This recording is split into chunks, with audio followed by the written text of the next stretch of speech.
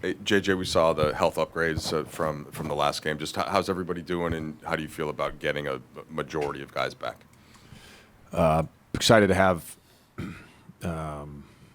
some guys come back. Obviously, Jackson missing the last week or so has really hurt us. So, by all accounts, he's doing well and feeling really good. So, excited to get him back. We'll, for all these guys, have to continue to sort of manage the minutes and the restrictions. And Jackson being, back in the lineup doesn't mean he's going to play 35 minutes tonight. Like, we got to be smart about this, particularly with the schedule. But hopefully, we can get through this stretch and be whole. I think that's the biggest thing. Suppose you had some minutes last game with Koloko as a lob threat, but is that one of the biggest parts of where you miss Jackson? How much of it's defense as well, and just how much have you seen, like with Luka, with Austin, that lob threat that Jackson brings? How important is it? Just the vertical spacer is massive. Particularly, it's not just in pick and roll, but it's on drives. Just the threat of that Jackson has provided has been so good for Luka, for LeBron, for AR. So excited to get that back. I thought Christian played wonderful the other night, particularly in the second half. And I know I said after the game I put him in a tough spot. I didn't mean he shouldn't have been in the game. He didn't have time to set our defense. I'm still kicking myself over it because I ran over to see Dalton and got back to the timeout too late. But we should have had Vando in. And we should have cross-matched and been Reading before and after. And just mistake on my part. Kind of bigger picture, JJ. When you look at this, you guys are entering the last month of the regular season. Obviously, you've mentioned the playoffs remain the goal. What do you see, I guess, the needs are for this team in terms of what this team needs to do to accomplish that goal, and what are you looking for from them for over this next month in terms of progress? Process, whichever one. Yeah, I would say I would like to get back to playing at a high level defensively. I think it starts there. I do believe we need to be whole for that to happen. Just the nature of our roster, it works when everybody's out there, and I think that's one thing. I think the health is another thing. But our identity that we built and that I believe will continue into late March and early April and through the end of the regular season is an identity built on toughness and playing hard and our defense.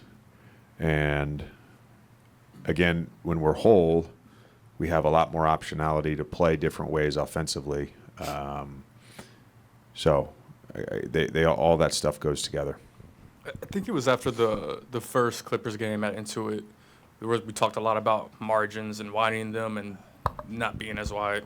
When you guys were playing at that level defensively and playing that hard, could you feel the margins, widen, your margin for error widen in those moments? And when you, weren't playing as hard or weren't as connected, could you feel them shrink, like literally in time, in game, if that makes sense? Yeah, I know what you're saying. I think I would have to go look at every month by month. I think the margins, it's like a river, if that makes sense. There's bends to it, and there's upstream, downstream, maybe a little waterfall here and there. And I think overall we've been pretty good in the half court throughout the year. We've had improvement from where we started playing the transition defense of a team that's tanking for Cooper Flag to playing solid transition defense, but we've been consistent and pretty good in the half court. And then, we were okay to start with crashing and offensive rebounding.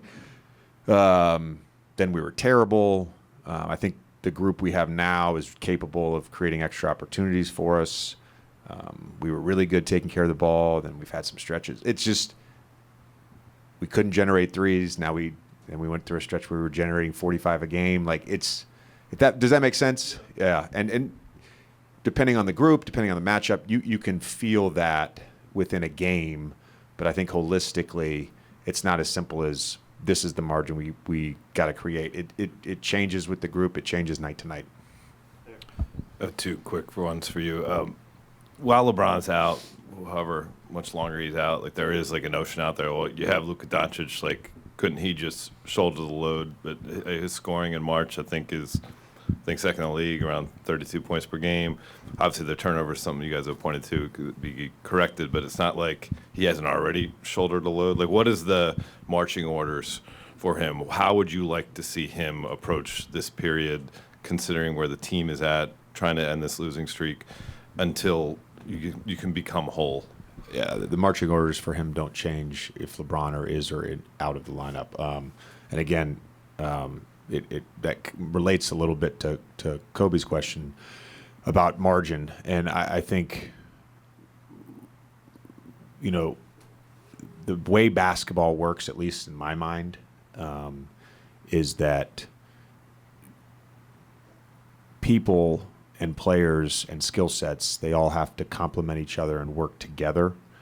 And you're trying to paint a landscape, and it needs all the parts for it to you can't have like a landscape and be like, where's the ocean? It's supposed to be there. Where's the mountain? It's supposed to be there. Where's the tree? It's something we talk about within our culture. Everybody has a role and everybody is valued. And if you do that role and do it well, we have a chance to win. Luka has to be Luka, just like AR the other night had to be AR. Certainly got to play on ball more, but he wasn't a different player. Same thing with our guys that are defensive minded or shooters. Like you just got to be you, and you hope that there's enough to fill in the gap when guys are out, that the sum of that equals a team that has a chance to win a game. And unrelated, you guys have more games remaining than, if I have this correct, than Jemison has availability to play because of the structure of his contract. How do you kind of map that out?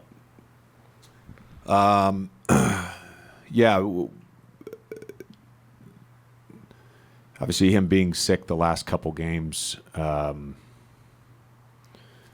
some ways, helps us. I hate to say that. It doesn't help us on the court because he's been great for us, but feel really confident again in Christian. Just something we're going to have to manage, and we've done it at different points in time over the last 6 weeks, depending on matchups, depending on when we feel like we really need his physicality or we need his screening, and we'll just have to continue to do that. JJ, what kind of sticks out on tape about the way Brad has played for these guys this year? A lot of the attention is usually on Book and Kevin. Yeah. And we were actually just having this discussion in there. I think Brad has taken a lot of heat from my understanding, from my coaching staff's understanding, and I just it's always amazing to me, and it's actually, this is beautiful. This is synergy right now. All these questions just flow right into another. It's like a river. When you're a third option, like an ideal third option, you're someone that scores at an efficient level. And he's averaging 18 on 50, 40, 80 something splits. Like, I'm not sure, like from a production standpoint, what more you would ever expect from a third option in the NBA. I think what stands out, not just about Brad, but just about their team in general, they have guys like Brad and Book and KD that can very easily get two on the basketball. And they're as good as anyone in the league. I'd put them up there with like a Boston, just in terms of playing out of the blender and creating catch and shoot threes once those advantages are created. And all those guys are the beneficiary of that, including the big three. Hey, JJ, what's medical related as far as what work LeBron will be able to do this week? Yeah, he's ramping up. He's day to day. Yeah.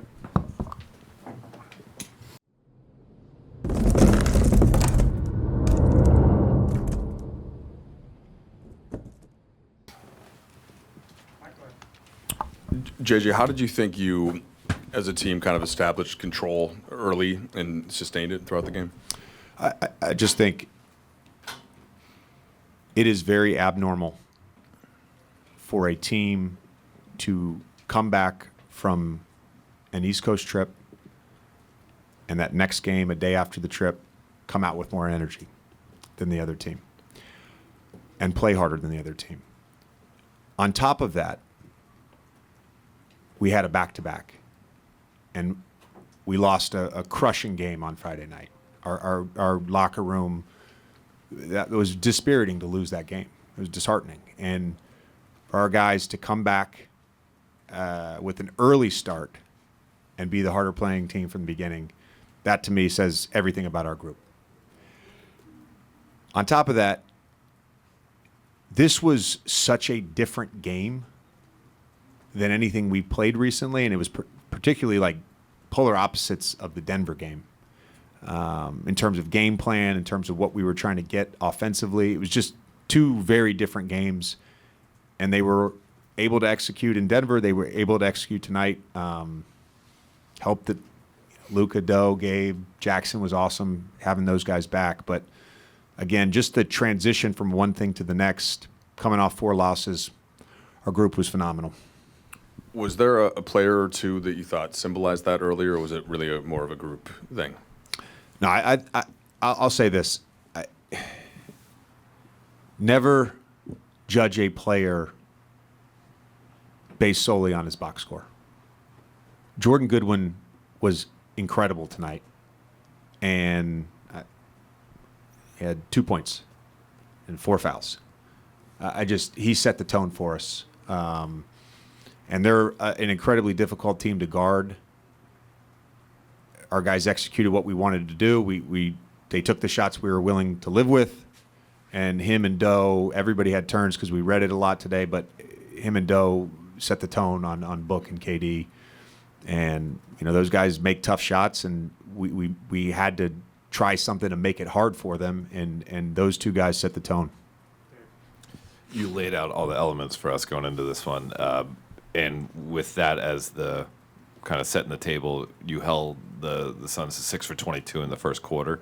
What about your defense was working at such a high level to hold them to 20%? Yeah, I mean, it started with our physicality and just making catches tough, and then we were shifting off the right guys. I would have to ask Wiv, but our contest rate in that first quarter, because they're really good, and they were able to get us in the blender a couple times, and they were able to get open looks.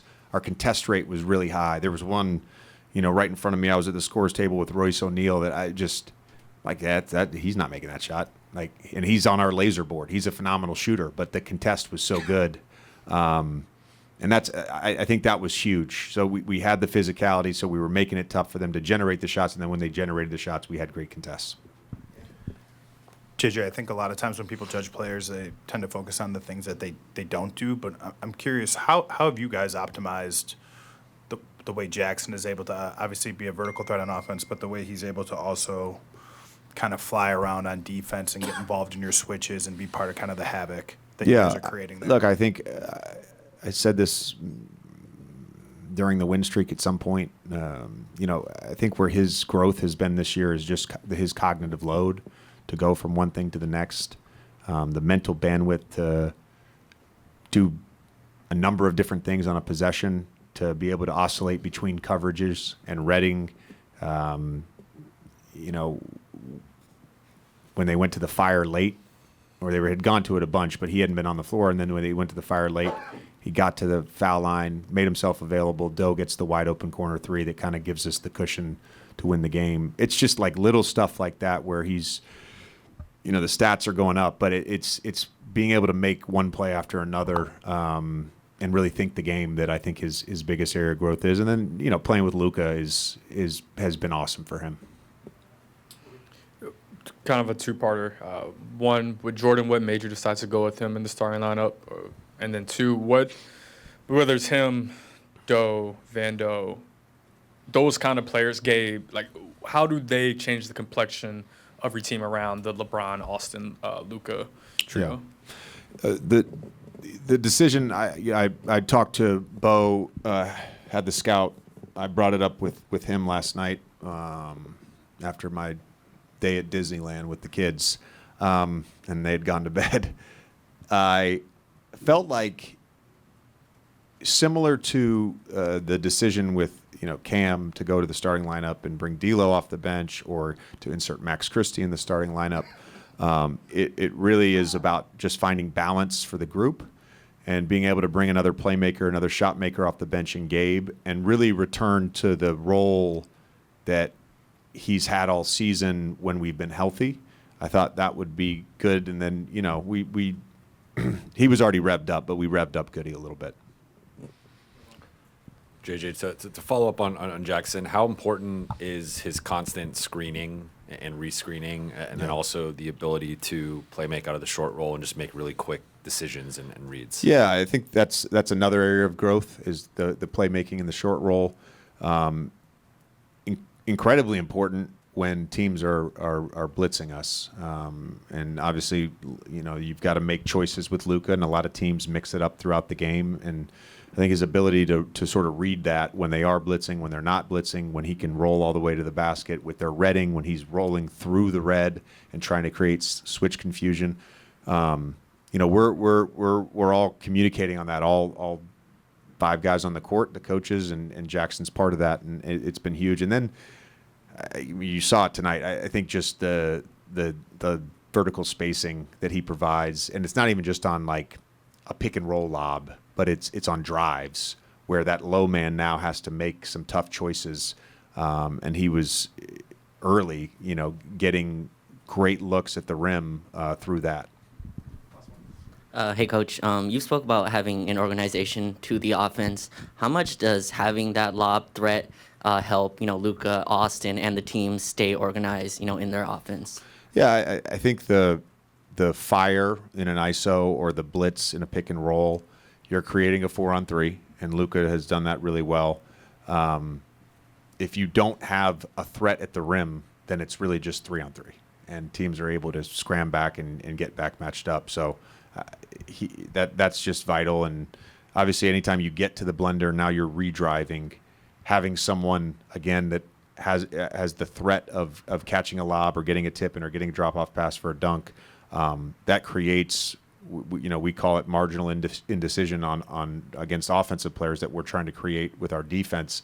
That creates marginal indecision for the defender as well.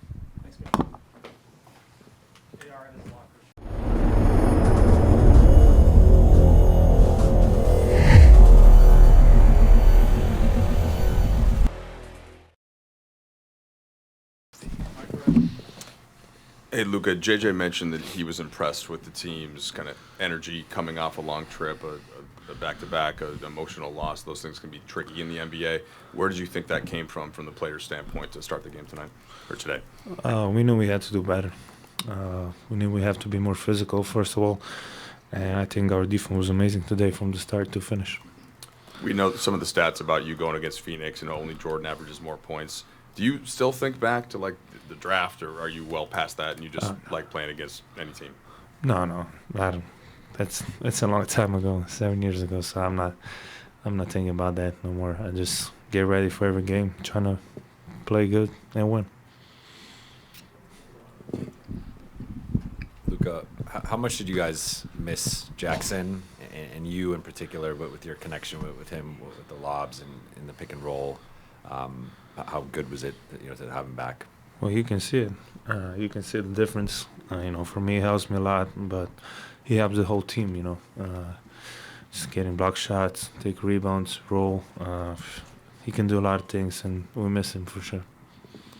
Look, we know how rough that trip was in terms of your guys' record, and some guys fly back home to get treatment, and in Denver, you and a couple guys weren't able to give it a go. What did you see from the group that did play against the Nuggets, and did that give you any sort of insight as to the type of group that you're involved with? Yeah, they gave us, how would I say, just to see what we have to do next game. Play like them, me, Gabe, and Doe were out, but we knew what we had to do, and we need to be more physical, so they showed us the way from that game. Hey, Luka, you hear entertainers talk a lot about how they have like an alter ego on stage and off stage. It feels like from the small amount of time we've gotten to know you a little bit, you're pretty quiet and like low key when you're not on the court. Would you say you have like an alter ego on the court, and how would you, do you remember when that originated, or has that always been the case? Oh yeah, I would say I'm quiet off the court. Totally different. Basketball is what I do, so gets me hyped, gets me happy. So there's an obvious change in my off court and on the court, but I don't know when it started, honestly. Luka, še eno vprašanje v slovenščini. Kako pomembno je bilo danes prekiniti ta manjši negativen niz porazov? Zelo pomembno. Smo oko 4 zapore smo izgubili, bili smo na drugem mestu, tako da zelo pomembno je sploh po taki ekipi, ki je lahko zmer neugodna, tako da je bilo zelo pomembno tudi danes, da smo zmagali. Še eno vprašanje. Kako si se ujel z JJ-jem kot trenerjem? Vem, da sta bila soigralca prej. Kako je delo za tajega trenerja, ki je zelo into the game, zelo vokalen in tako naprej? Super. Nimam kje reči. Zmer veliko se pogovarjava, tudi ni sam tekma, tako da zaenkrat je super z njim.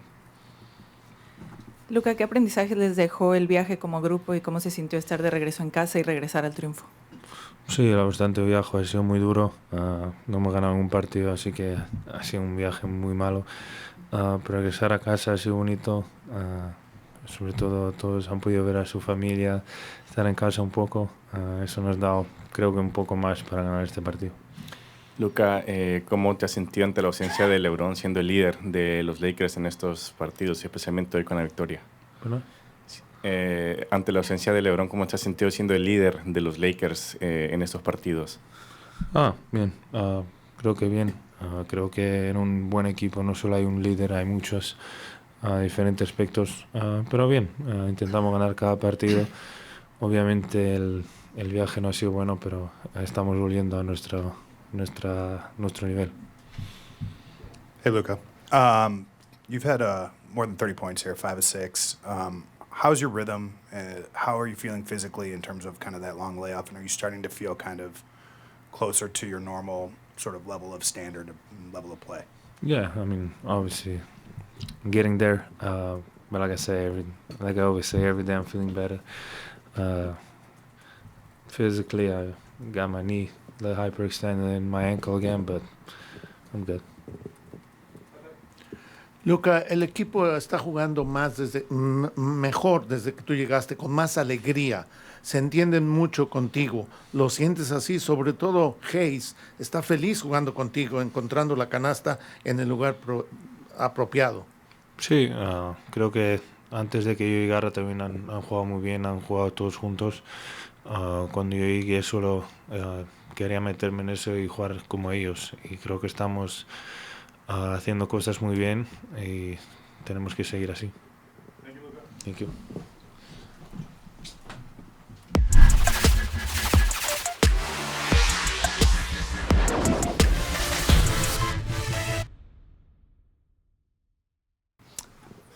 Dorian, we know you're in the middle of this tough stretch, and I know you've been a little banged up. A lot of guys have. How do you balance that mental and physical awareness, and then still come out and give an effort like you did today?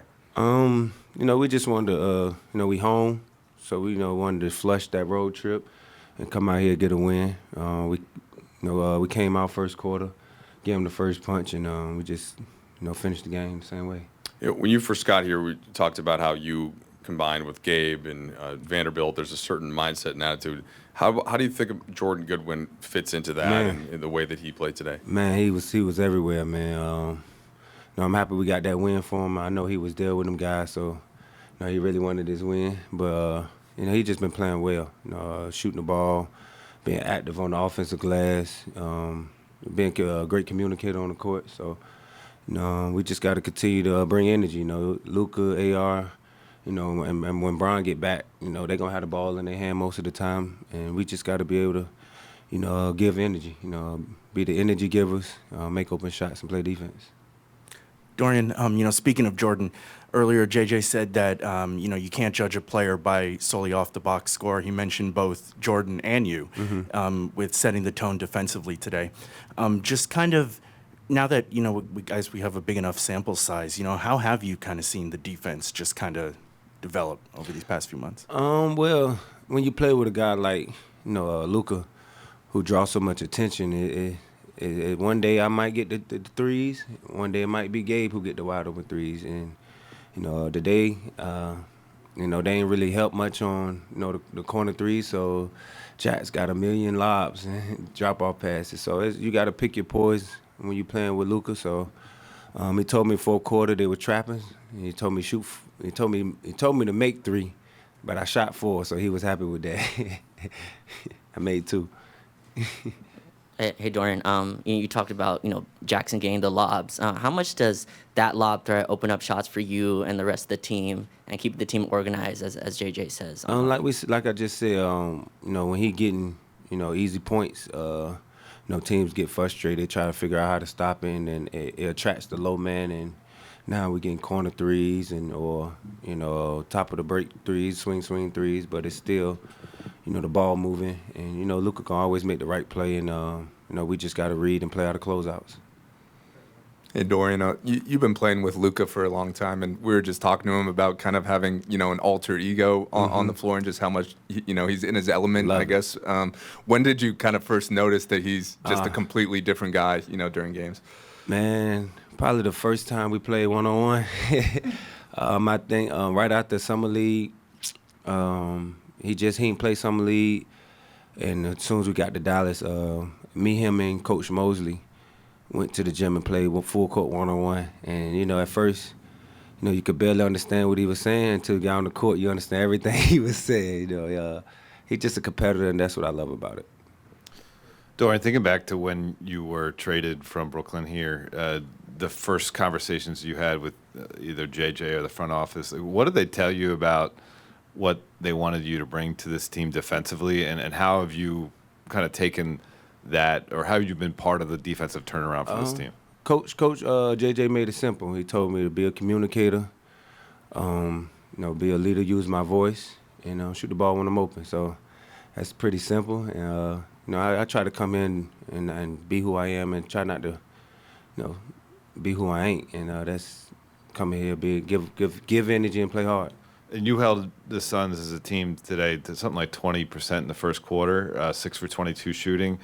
How impressive is that? Like how good of a defense do you think you guys are when it's clicking like that? Man, we can, like I said, we could beat any team in the league when we keep them close to 100 points.